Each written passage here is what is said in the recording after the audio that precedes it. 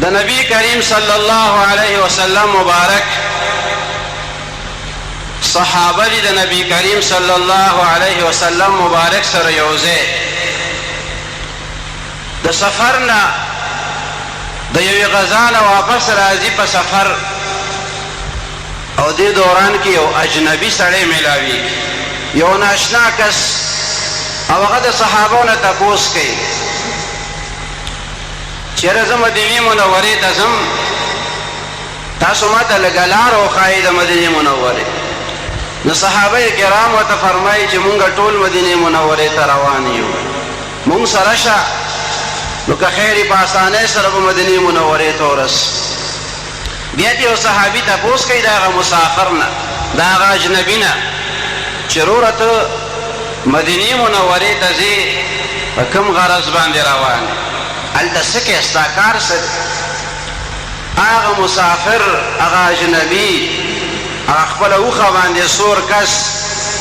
هغه ورته وایي چې ما اورېدلي دي چې نبی آخر الزمان صلی الله علیه وسلم د مکې مکرمې نه هجرت کړی دی مدینې منورې ته تشریف وړی دی اوس هلته کې اوسېږي نو زه ځم د هغه مبارک ملاقات ته د دواړو جهادو د سردار ملاقات ته ځم صحابه کرام ورته وفرمیل چې هغه د مونږ سره زمونږ په دې ډله کې په دې جماعت کې هغه مبارک موجود دی هغه سړی ډېر زیات خوشحاله شو چې د چا ملاقات ته روان وم هغه مبارکه هستي هغه هم په دې قافله کې شامله ده صحابه ورته وښودلو چې دغه دی زمونږ آقا و پیشوا صلی الله علیه وسلم هغه سړي هغه خپله اوښه راتېزه کړه اوس په لاره باندې روان دي او د نبی کریم صلی الله علیه وسلم هغه اوښې مبارکې سره خپله اوښه رانږدو کړه او بیا ځان سره کتابونه ساتلي دي تورات دی انجیل دی او زبور دی هغه کتاب ته هم ګوري او پیغمبر علیہ السلام مبارک تم ګوري بیا کتاب راواړی بیا پیغمبر علیہ السلام ته وګوري بیا بل کتاب راواړی او بیا پیغمبر علیہ السلام مبارک ته ګوري بیا د هغې نه پس نبی کریم صلی الله علیه وسلم مبارک ته وایي چې تاسو په دې خپل دین کې یو سړی په کومه طریقه باندې داخله وایي زه مسلمانېږم ما ته طریقه وښایم هغه مبارک ورته وفرمیل چې داسې ووایه چې اشهد ان لا اله الا الله واشهد ان محمدا عبده ورسوله دا سړی په اسلام باندې مشرف شو او شرف د صحابیت نصیب شو صحابي جوړ شو رضی الله عنه هغه مقام ورته میلاو شو چې د دنیا ټول غوثان او قطبان را جمع شي د یو صحابي درجې او مقام ته نه رسي هغه لوی مقام د صحابیت هغې ته د مسافر د اجنبي کس هغې ته ورسېد بیا ورته صحابو ملګرو وویل چې اوس خو ستا ملاقات هم وشو په ایمان باندې مشرف شوې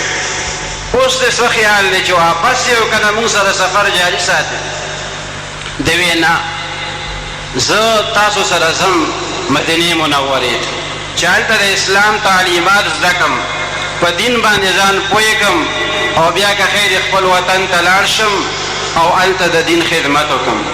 نو د هغه خپل سفر جاري وساتلو را روان دی په هغه قافله نبوي کې صلی الله علیه وسلم د صحابو په هغه مبارک جماعت کې دا نوی صحابي شامل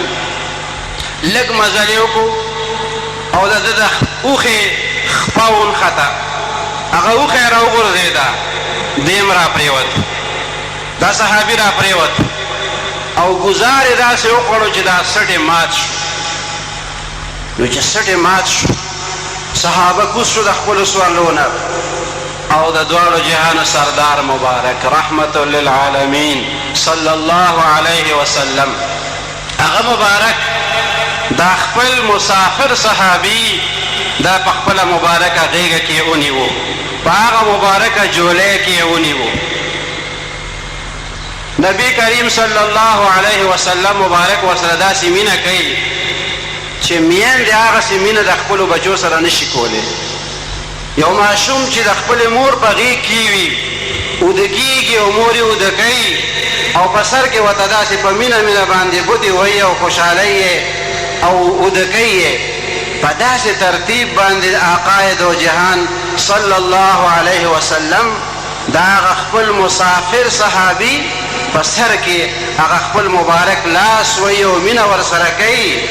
او د هغه مبارکو سترګو چې ما زاغ البصر وما طغى الله تعالی د هغې شان ذکر کوي ما زاغ البصر وما طغى هغه بصر مبارک د هغې نه مبارکې اوښکې راتویږي او د دې مسافر صحابي په مخ باندې پریوزي. دا څومره لوی شرف دی د غلام دپاره د دې نه لوی شرف بل کم کیدی شي چې د خپل آقا په جولۍ کې د سر ایښی او خپل روح خپل پروردگار ته سپاري دې نه لویه کامیابي بله کومه کیدی شي. وہی تیری معراج یہ کہ تو لوح و قلم کو پہنچا میری معراج یہ کہ میں تیرے قدم کو پہنچا.